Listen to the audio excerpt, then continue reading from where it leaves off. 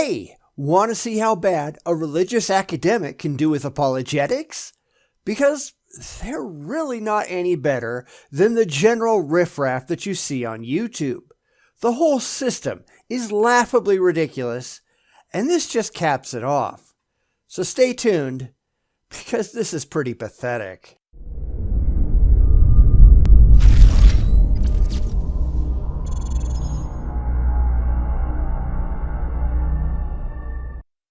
I spend a lot of time looking at YouTube videos making claims about the existence of God, and I think we can all agree they don't fare very well. Every once in a while, though, I try to broaden my horizons and look at religious claims beyond YouTube to see if they're any better. And the sad part is, they're not. They're just not. So today, I'm going to look at an article published on Grad Resources by Dr. Gregory Ganssle of the Talbot School of Theology. Surely, someone with a doctorate must be able to do better than the doofuses on YouTube, right? Yeah, don't hold your breath. Now, keep in mind, I have to read all of this, so I'm sorry if you've got to put up with my voice a little bit, but hey, that is what it is. So, he starts off. Ever since Immanuel Kant wrote his Critique of Pure Reason, it has been common for thinking people to insist that it is impossible to prove the existence of God. In fact, this claim has been elevated to the level of dogma in American intellectual culture. The reason I know this is considered unquestionable dogma is the reaction I get when I call it into question. When someone says you cannot prove the existence of God, I want to ask, how do you know? You just met me. How do you know what I can do? Well, if you think you can do it, go ahead and do it. I've been waiting for more than 50 years for someone to be able to do it, and so far, I've seen bupkis. Sure, I've seen lots of people claim that they can prove God's existence, but those people have no clue what proof actually is. They simply make claims based on faith about the supposed existence of their gods. The only people who are saying that you can't prove God are not the skeptics. They're the theists, the people who know they've got nothing. The skeptics, we just keep saying, put up or shut up. And you people can't put up. All right, Greg, go ahead. If you think you can do it, by all means, let's see it. This ought to be good. What do most people mean when they recite this claim? Most people mean that I cannot provide a philosophical argument for the existence of God which will convince all thinking people. It is impossible, so the story goes, to provide an argument which will compel assent. If my argument will not convince the most ardent atheist, I have not proven God's existence. Since I cannot convince such an atheist to believe, my arguments do not count as proof. If they do not count as proof, what good are they? No, that's not it. I don't want a philosophical argument. That's not proof. And that's what you've already said. Proof is objective. Proof requires demonstrable evidence. That's what I want you to provide. Will you? Of course not. You don't even try. You'll do what every other theist who trumpets that they can prove that God exists and then fails. You'll wave your arms around and pretend that you have anything intelligent to say. But you'll fail to actually prove anything because you have no proof. I want you to show it. You've got nothing to show. Maybe you ought to try doing better than that. I agree that I cannot provide an argument that will convince all thinking people. But what does that tell me? Does this tell me anything about God? No. This tells me more about the nature of proof than it does about whether God exists. I cannot provide an argument which will convince everyone without a possibility of doubt that God exists. That is no problem. You see, I cannot provide an argument for any interesting philosophical conclusion which will be accepted by everyone without possibility of doubt. How about any thinking people? How about anyone? How about you convince anybody at all that doesn't already accept your conclusions? Because all you can do is appeal to faith. And faith isn't intelligent. It isn't based on thinking. It's based on feelings. It's based on emotion. That's why religious apologetics fail, because it isn't appealing to people on a rational basis. It's not providing anything except, well, this will make you feel good, so you ought to believe it. If that's the best you have, then give up now. You've already failed. So I don't want to bore people, but he just goes on to say that he can't prove anything, which we already knew. But then he says we should just look for evidence of God and evaluate the alternatives. Sure, pal, why don't you do that? This should be entertaining. But honestly, if that's the best he can do, and I think we recognize that it is, then how impressed should skeptics be in what he's trying to do? I know I'm not impressed. How about you? Let's just move on. When you get to thinking about it, it seems that there are only two basic sources of information about God, if such a thing exists. They can be the following. We can, first, infer what might be true about God from what we observe in the universe. We look at the physical universe, human nature and culture, and we observe things which may be clues to the existence or nature of the supernatural. Second, God may have entered the universe and told us true things about himself, morality, meaning, and how to have a relationship with him. This is called revelation. All right, this is nonsense. Both of those are irrational. You can no more infer what might be true about God than you can infer what might be true about leprechauns. This assumes a priori that God exists in the first place. That makes it entirely fallacious. You cannot assume God on the way to your proof that God is real.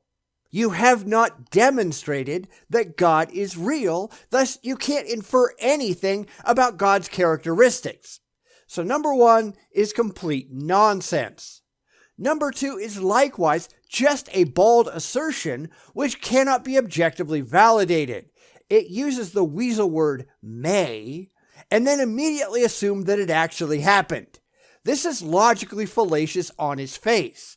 I can make the identical claims about anything I wish. Make something up. It doesn't matter. Bobo the tree god may have entered the universe and told us true things about himself, yada yada yada. That doesn't mean that he did. That doesn't mean that he exists. It's just a bald assertion. Geez, you'd think for a guy with a doctorate in philosophy, he'd understand how logical fallacies work, wouldn't you? Christianity holds that both of these are good sources of information. We have clues to God's existence which can be observed, and God has entered the physical universe through the life and teaching of Jesus of Nazareth in history and told us about himself. Then that means that Christianity is inherently irrational. You have just shot yourself in the foot. Because remember, the title to this article is Evidence for God's Existence. Now, he already told us that he has no evidence, and the only thing he can offer are two wholly irrational and logically fallacious claims aimed at emotion for the gullible to swallow. Sorry, when are we going to actually get to anything remotely impressive? When are we going to get some evidence? Or is this yet another apologist dedicated to making a complete jackass of himself? So now he goes into two reasons why people should believe in God. Not evidence, of course, because he has none of that, which means he's already completely off the rational reservation. Now he's just appealing to faith. Sure, Greg, you've already lost. Might as well let you just dig a hole a little deeper. So his first reason goes like this. Reason 1. The existence of the universe is better explained by the existence of God. I will begin by laying out the argument. There are things which come into existence. Everything which comes into existence is caused to exist by something else. There cannot be an infinite series of past causes. Therefore, there exists a first cause which did not come into existence. In other words, the first cause always existed. All right, he's just trying to argue the Kalam cosmological argument, which has already been soundly debunked. But instead of debunking it again, and I've got several videos where I do that, including a series of 4 where I pretty much debunk every single common religious philosophical argument that exists, I want to point out the biggest problem of all. This doesn't actually get him anywhere. Even if everything he said is true, which it isn't, it gets him nowhere close to proving that his God did anything. It doesn't even prove that it was any God at all. He simply labels whatever this unproven first cause was as his God, and then he stamps a bunch of unproven, arbitrary characteristics on it that he just happens to like, and declares victory. Sorry, it doesn't work that way. I thought he was here to provide evidence for his God. When the hell is he going to get to that? So let's just jump down to his second reason, because the first has been so soundly debunked already, and it gets him nowhere regardless. If you want to go read his arguments, please feel free. The link to his article is in the description. Anyway, get to it, Greg. Reason 2. The existence of objective moral obligations is better explained by the existence of God. People experience a sense of morality that leads them to hold strongly that certain things are right or wrong for all people in all cultures. For example, it is wrong to torture another person just for fun. It is wrong for me today, it is wrong for a citizen of the Philippines, and it is wrong for someone living in 500 BC. If it is true that it is wrong to torture another person just for fun, then our moral sense picks up something real and objective about morality. Yeah, sure they do. Because obviously this isn't the case. If everyone experienced the same sense of morality, no one would be in prison. There would be no such thing as sociopaths or psychopaths. Everyone on the planet would follow the same moral precepts. All of these are ridiculously and laughably false. All he's really saying is that the people in his own backyard share a common set of morals, for the most part, because he's only really experienced a single social construct, and therefore that's all that exists. I trust I don't have to point out how asinine this idea actually is, right? Because obviously, there are people out there who have thought that torturing people just for fun was perfectly fine.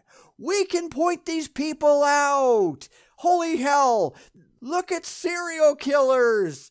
They exist. You know, and the idea that people in the Philippines, they have to follow the same morals, that's stupid. It's absurd. I mean, come on. People in a lot of Muslim countries think throwing gay people off of roofs, well, that's just fine. Does that apply to you? Are they just wrong? Or are you wrong? Because they certainly don't agree with you. What are you, an idiot? He then goes on to talk about Aristotle and how he believed in objective moral goods, but he's already gone off the road, fallen over the cliff, and exploded in the ravine below. This has gone from evidence to arguments to beliefs, and now he's at, well, it seems to me. This is his opinion, backed up by nothing but his fallacious misunderstanding of reality and his expectation of emotional comfort. He gets down to this. Before I go further, I must make it clear that I am not claiming that one must believe in God in order to be moral. I am not claiming that statistically those who believe in God are more moral than those who do not. I am also not claiming that our knowledge of morality depends upon God. This argument is to the effect that objective moral obligations themselves are surprising in a universe without God. They do not fit. Well, I'm glad he isn't claiming that because statistically, it simply isn't true. According to FBI crime statistics, and keep in mind these are entry statistics that do not take into account people who supposedly convert in prisons, so it looks good to the parole board. Far more theists, far more commit serious crimes than do atheists. Depending on which surveys you look at, up to 21% of Americans have no religious affiliation or beliefs, but about 10% specifically claim to be atheists or agnostics. Yet less than 1% of prison inmates are atheists. That means that more than 99% of the prison population are religious, yet they only make up, at most, 90% of the outside population. That's quite a difference. Then he goes on to talk about different kinds of moral obligations, and it's really all just a bunch of word salad. This is why debates with academics rarely go anywhere. They're too busy noodling their navels to actually be bothered demonstrating that anything they say is worthwhile. Therefore, we're just going to skip to his summary, which is ultimately just a summary of his failures. I have briefly presented two arguments for the existence of God. Of course, there are many other arguments to consider on both sides, and each could be developed in much more detail. I have presented enough, I think, to suggest that it is more reasonable to believe that God exists than that he does not exist. Nope, you've done nothing of the sort. You've presented a wholly discredited and demonstrably fallacious philosophical argument that nobody outside of the delusionally faithful takes seriously. Then, you've shown that you have no clue how morality actually operates, and that your own personal experience is woefully limited. The one thing to keep in mind is that none of this has anything at all to do with proving that his particular God is real. You can substitute absolutely anything for God, and it doesn't change the argument any. Plug in Barney the dinosaur, supreme deity of reality, and it proves Barney is real every bit as much as it proves God is real, which really means not at all. So we see that some of the things we observe about the natural world ground a strong inference to the claim that God does exist. This gives us reason to consider with renewed openness the possibility that God has entered the space-time universe and revealed himself through the person and life and death of Jesus of Nazareth. Nope, it does nothing of the sort. This is why arguing from a pre-existing religious position only results in absurd confirmation bias. He desperately wants to validate the things that he already believes, therefore, anything he can twist and turn to look like his God, even a little, that must be evidence that his God is real. Never mind that it looks like pretty much anything you can come up with, that apparently doesn't matter. He absolutely wants it to be his God, therefore it must be his God. So there. How stupid is this? I have not claimed to prove with mathematical certainty that God exists.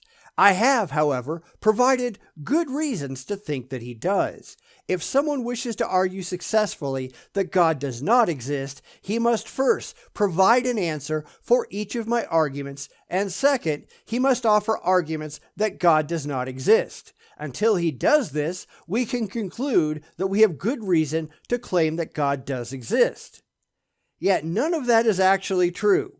You have done nothing of the sort. Because first off, atheists, by and large, don't claim God doesn't exist. They only say there is insufficient evidence to conclude that he does.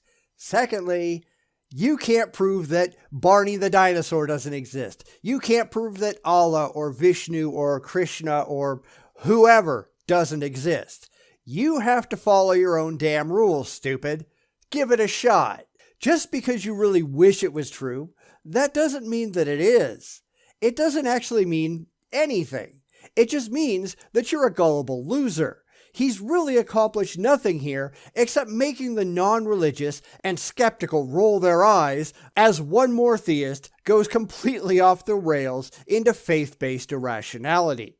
And of course, you can't respond to this tool because, well, just like most theists on YouTube, he's just not interested in having his failings pointed out to him. He's got to be right because he's got to be right. His beliefs make him feel good, therefore his beliefs have to be true. He can just throw some absurd ad hoc rationalizations out there to justify his beliefs, but through anything but the thick theistic goggles that most Christians wear, they mean absolutely nothing. Now, keep in mind, this is pretty much the best the academic religious world can do. This is it, boys and girls. This is the height of religious thought. That's kind of pathetic, isn't it? Because if a nobody like me on YouTube can point out just how ridiculous and irrational these supposedly high-end arguments are, how bad must they truly be? But they don't care because, feelings. And that's about as sad as you can get. Bum